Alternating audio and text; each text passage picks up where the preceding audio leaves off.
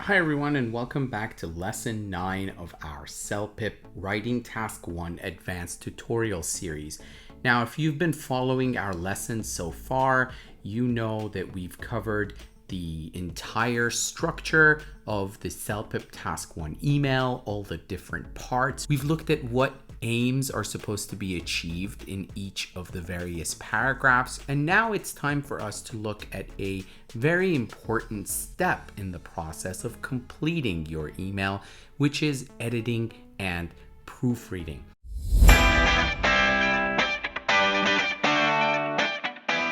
It's common for students to finish this task a little sooner sometimes, and they find themselves with some extra time on their hands and they really don't want to spend any more time. Maybe they just feel tired at that point and they want to give themselves an extra break. Now that's the first mistake that you'd be making. It's very important that you focus on the task and not worry about the next one. We'll worry about task 2 when the time comes. Just keep in mind that you should not be wasting any of your time, even if you think you've completed the task very well and you don't need to read it again. If you have even 15 seconds left, use that. Perhaps you can spot 1 or 2 mistakes in your writing and you can correct them. Now, here's my advice for you, and here are some of the things that you should be doing when you're done writing the first draft of your email. Step 1, read the question one more time and match the bullets to the paragraphs. Now, if you've planned ahead and you've put in all the required effort into getting the paragraphs right before you write your first draft, and by preparing a careful outline, you shouldn't encounter any problems. However, it's possible that sometimes you may have misunderstood one of the bullets, or perhaps the bullet has a certain component that you may not have taken it into consideration. So when you're done, read the prompt one more time and compare each bullet. Pay attention to the wording to what you have written in your own function paragraphs or maybe in the background paragraph. If you find anything that doesn't match very well, go back and rewrite or redraft your function paragraph so that it perfectly matches what you see in the question. Step 2, check the verb in each bullet and compare it to your topic sentence. Make sure that if the verb, for example, is describe, you have used either a similar verb in your writing or the verb that you have used is a close synonym of this verb. Especially pay attention to your topic sentence because this is where the examiner will look to see if you have indeed fulfilled what's in the question. Step 3, check the tone of your writing. Remember, some topics in CELPIP will ask you for a more formal tone and others will require a less formal tone. If you recall from previous videos, there are various ways to control the tone of your writing. For example, the use of contractions is one way in which you can make your writing sound more informal or friendly. Another aspect that can help to control the tone of your writing is the use of idiomatic expressions.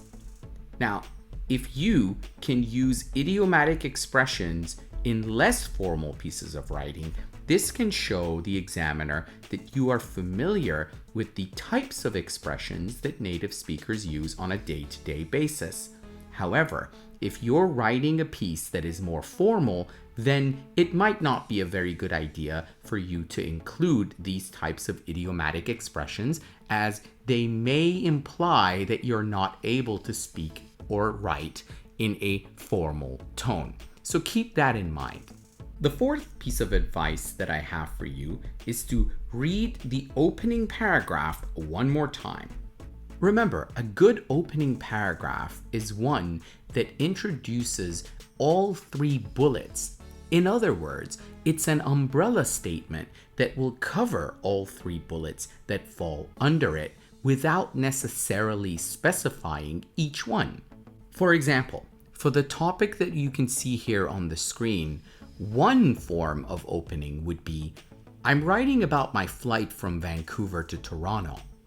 Now, this isn't a very good opening because it's unrelated. Make sure that your opening is always relevant to the topic.